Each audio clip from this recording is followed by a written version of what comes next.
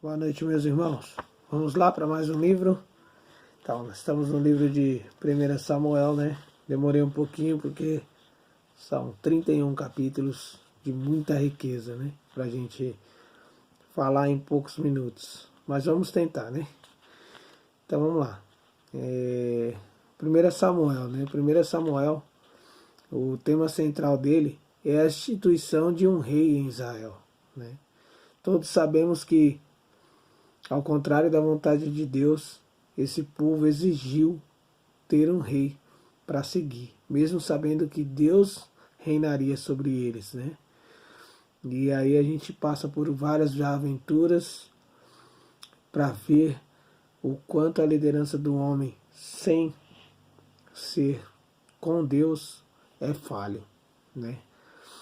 E aí a gente começa 1 Samuel vendo a história de Eli, né? Vendo ele como sacerdote com os filhos, né? E vendo o quanto a imparcialidade ou a falha disso com relação ao Evangelho traz grandes prejuízos, né? Porque é uma das coisas que mais nós estamos vivendo hoje no Evangelho. Pessoas que querem viver o Evangelho de forma parcial, ou que tende a ser compreensivo com aquilo que é o seu espinho na carne, né? O meu pecado é menor do que o de vocês. Isso não acontece, né? A gente sabe que pecado é pecado, né? E Jesus foi muito claro nisso quando ele diz que você, em pensar em matar, já matou.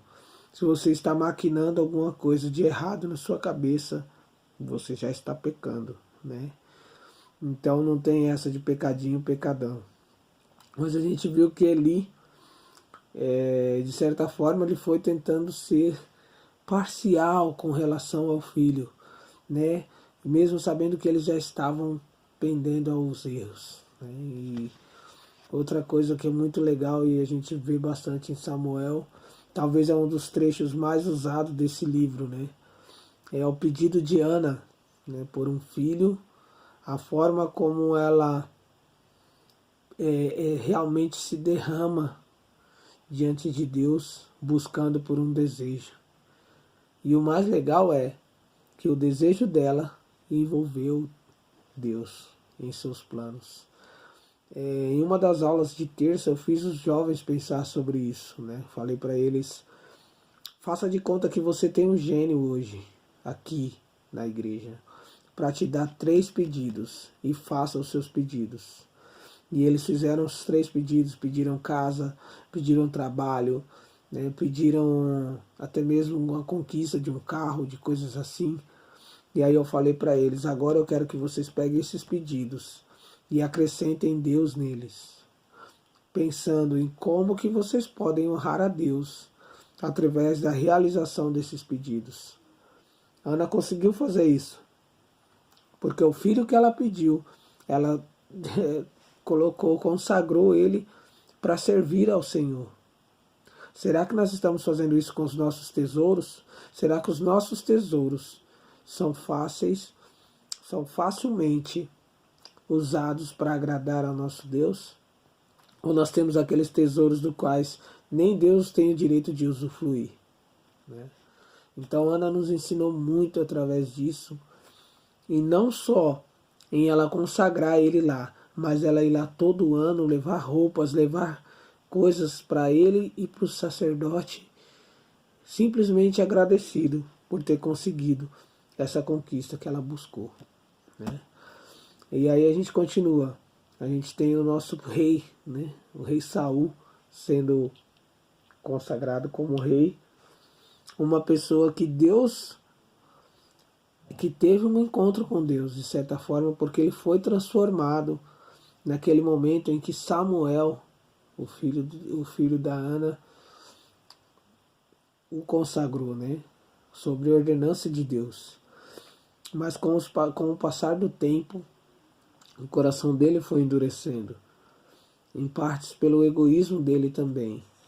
E aí a gente vai acompanhando as falhas dele, até o momento em que ele nos ensina outra coisa, né? que Samuel dá uma ordem para ele, explícita: vá lá, destrua tudo. Deus mandou você ir lá e destruir tudo, não poupe nada.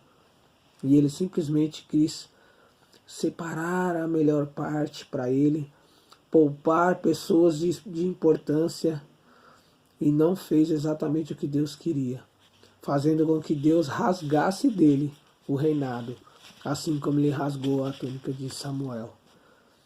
Quantas vezes será que a gente faz isso? Tentando ou escolhendo a quem nós vamos evangelizar. Quem merece a nossa bênção? Quem merece um versículo de incentivo, uma demonstração de amor, uma demonstração de afeto, né? Um testemunho, uma oração. A gente tem que lembrar disso, né? Todos merecem. E isso ficou bem claro também para nós. Eu gostei muito dessa parte, refletindo dessa forma, nos traz muita coisa para pensar, né? E uma coisa também que é muito legal, é que até no livro de apoio traz para nós: Deus é chamado como Rei dos Exércitos. Oração, versículos e falas que a gente fala constantemente, mas a gente esquece que o nosso Deus dos Exércitos, Rei dos Exércitos, está lutando por nós, né? É legal quando você vê o começo da caminhada de Davi. Mesmo após ele vencer o gigante, ele continua. A cada momento ele pergunta. Ele fala: vai lá e traz o colete, porque do sacerdote. Ele pergunta: Senhor, eu devo ir? Eu devo voltar? Eu devo lutar essa luta? Quantas lutas, irmãos, a gente coloca primeiro diante de Deus para ver se Ele aprova? Quais os desafios que você tem enfrentado, que você, antes de você ir lá e dar a cara para bater, de se expor, de repente até querer julgar, você não colocou diante de Deus antes de fazer?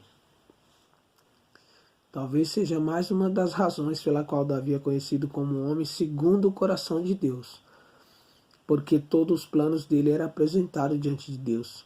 As batalhas dele ele apresenta diante de Deus. E Deus vai confirmando para ele: vá lá e faça, né?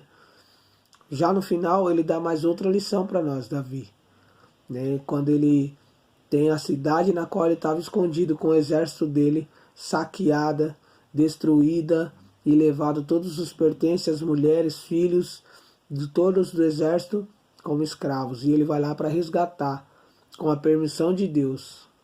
E aí ele sai com 600 homens, mas apenas 400 conseguem seguir a caminhada até chegar até eles. E quando ele está voltando com tudo resgatado, porque Deus deu a vitória para ele, ele é questionado, indagado, se deveria ou não dividir tudo que ele conquistou com os homens que ficaram para trás também. E aí ele fala que não interessa se foram todos, os que ficaram também tiveram sua importância na luta, e eles também merecem parte da vitória, porque eles ficaram com as bagagens, né? Quantas vezes a gente acha que merece mais do que os outros? Ou às vezes até achamos que merecemos pouco demais, que não somos capazes, que Deus não quer a gente, só quer a outra pessoa, que Deus só usa outra pessoa, que tal pessoa é mais importante ou menos importante, né? Se a gente for pegar o contexto no geral, nós temos mães de família, pais de famílias, sacerdotes e reis sendo usados nesse livro. E cada um com a sua importância, mas em todos a gente consegue tirar muita coisa para nós.